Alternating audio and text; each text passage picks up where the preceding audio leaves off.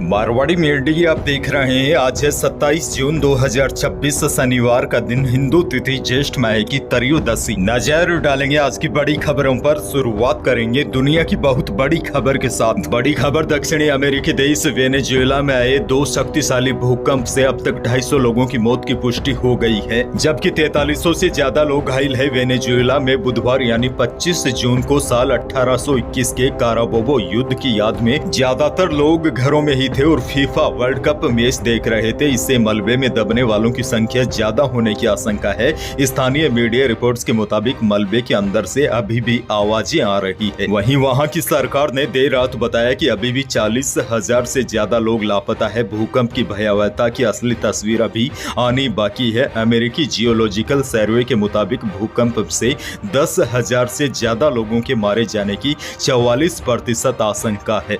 बहरहाल आगे बढ़ जाते हैं। राजस्थान से बहुत बड़ी खबर। राजस्थान सरकार ने निकाय चुनाव से पहले बड़ा फैसला लेते हुए प्रदेश में 76 नई नगर पालिकाओं के गठन को मंजूरी दे दी है। इसके साथ ही राज्य में नगरीय निकायों की संख्या बढ़कर 309 से 385 हो गई है। इन नई नगर पालिकाओं के संचालन और प्रशासन की व्यवस्था के लिए 684 नए पदों को सर्जित किए जाने की भी मंजूरी दी गई है। नई नगर पालिकाओं में जयपुर और झुंझुनू जिलों को सबसे ज्यादा 7 निकाय मिले। इसके अलावा दौसा, अलवर, टोंक में 4 और बाड़मेर, बालोतरा तथा अजमेर में 3 नई नगर पालिकाएं गठित की गई है। प्रदेश के अन्य जिलों में भी नए निकायों का ऐलान किया गया है।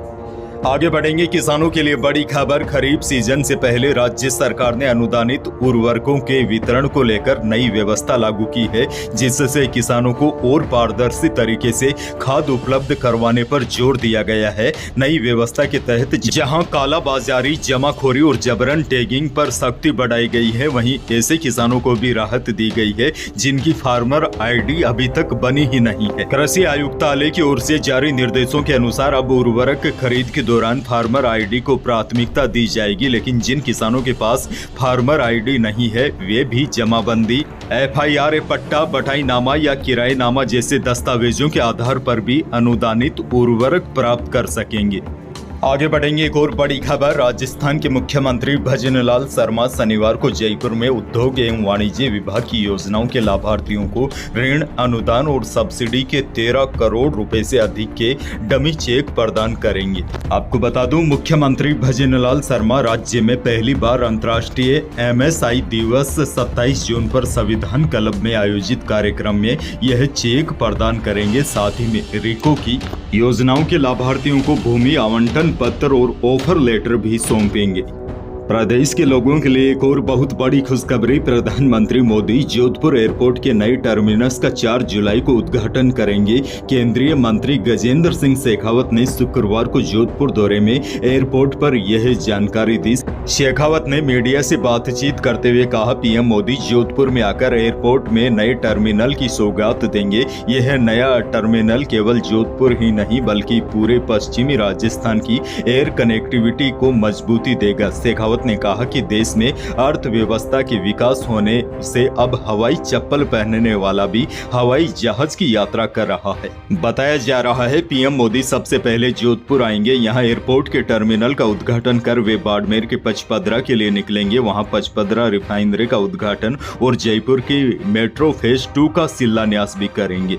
अगली बड़ी खबर की ओर बढ़ जाते हैं। बड़ी और हैरान कर देने वाली खबर। आर्थिक तंगी की मार झेल रहे परिवार ने मृत्यु भोज में घी के मालपुए नहीं बनवाए, सादा खाना खिलाया तो इसे समाज नाराज होकर हुक्का पानी बंद करने का फरमान सुना दिया। इस गरीब परिवार का समर्थन करने वाले 42 अन्य परिवारों पर भी यह तुगलकी फरमान लागू कर दिया गया। परिवारों को न तो दुकानदार राशन दे रहा है और न ही कुएं से पानी भरने दिया जा रहा है। पंचों के फरमान की अनदेखी करने पर 11,000 रुपए और पूरे समाज को सामूहिक भोजन का दंड देना होगा। यह पूरा मामला सिरोही के बुरलट थाना इलाके का है। सिरोही में मंडवारिया गांव है, वहां का यह मामला है। पीड़ित परिवार ने अब जिला कलेक्टर से शिकायत की है। वैसे आपको बता दूं, राजस्थान सामाजिक बहिष्कार निषेध अधिनियम 2019 के तहत किसी भी व्यक्ति या परिवार का सामाजिक, आर्थिक या व्यवसायिक बहिष्कार करना गैर कानूनी और गंभीर अपराध है। लेकिन हकीकत यह है आज भी प्रदेश के कई इलाकों में इस प्रकार की घटनाएं हो रही है।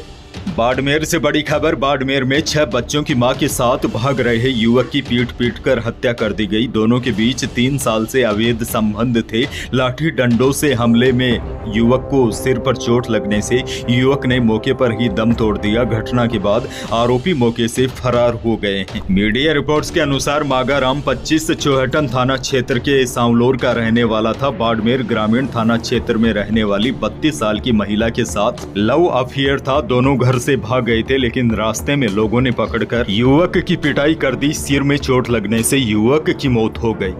जैसलमेर से बड़ी खबर। राजस्थान हाईकोर्ट ने जैसलमेर जिले के रामगढ़ स्थित पीर मोहम्मद शाह जिलानी दरगाह को लेकर सरकार से जवाब मांगा है। दरगाह के ध्वस्तीकरण नोटिस के खिलाफ दायर याचिका पर सुनवाई करते हुए कोर्ट ने जवाब पेश करने के आदेश दिए हैं। सरकार ने जवाब पेश करने के लिए हाईकोर्ट से समय मांगा है।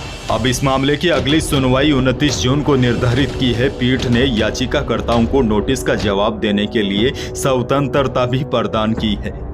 जयपुर से भी बड़ी और हैरान कर देने वाली खबर। जयपुर में एक कलयुगी बेटे ने बुजुर्ग पिता को बेरहमी से पीटा। बेटे ने एक के बाद एक कई थप्पड़, लात और घूंसे पिता पर बरसाए। इस दौरान पिता सीढ़ियों से भी गिर गए। इसके बावजूद आरोपी बेटा नहीं रुका। वह जमीन पर गिरे पिता को हाथ से पकड़कर घसीटता हुआ कमरे में ले जाते हुए सीसीटीवी कैमरे में दिखाई दे रहा है और वहां पर पूरा परिवार भी खड़ा दिखाई दे रहा है। घटना सांगानेर थाना क्षेत्र के चंदलाई स्थित मारुति कॉलोनी की 19 जून की है। इसी दिन पीड़ित आनंदी लाल उचेनिया की बेटी सुनैना थाने में मामला दर्ज करवाने पहुंची थी, लेकिन पुलिस ने केस नहीं दर्ज किया। 21 जून को खुद पीड़ित पिता बेटियों के साथ थाने पहुंचे, तब जाकर मुकदमा दर्ज किया गया है। अब पुलिस ने इस मामले की जांच शुरू कर दी है। जैसलमेर से एक और बहुत बड़ी खबर। जैसलमेर जिले के नाचना इलाके में इंदिरा गांधी नहर में पहली बार करीब 5 फीट लंबा घड़ियाल दिखाई दिया। ग्रामीणों ने नहर में घड़ियाल को तैरते देखा तो उसका वीडियो बना लिया। घड़ियाल पानी के तेज बहाव के साथ बहता हुआ पोखरण लिफ्ट तक पहुंच गया है। उधर वन विभाग के अधिकारियों का कहना है कि रेगिस्तानी इलाके में घड़ियाल दिखाई देने का यह पहला मामला है। उनका अनुमान है कि यह पंजाब के हरिके बैराज से बहकर यहाँ पहुंचा है। वन्य जीव एक्सपर्ट्स का कहना है कि घड़ियाल मगरमच्छ प्रजाति का एक हिस्सा है। हालांकि इसका मुंह काफी पतला और लंबा होता है, इसीलिए यह आमतौर पर इंसानों पर हमला नहीं करता।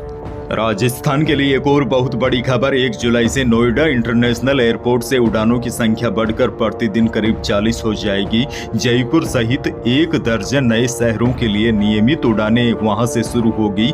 जयपुर नोएडा के बीच 2 फ्लाइटें संचालित होगी। राहत की बात यह है, इन नई सेवाओं से उत्तर भारत की हवाई कनेक्टिविटी को और मजबूती मिलेगी।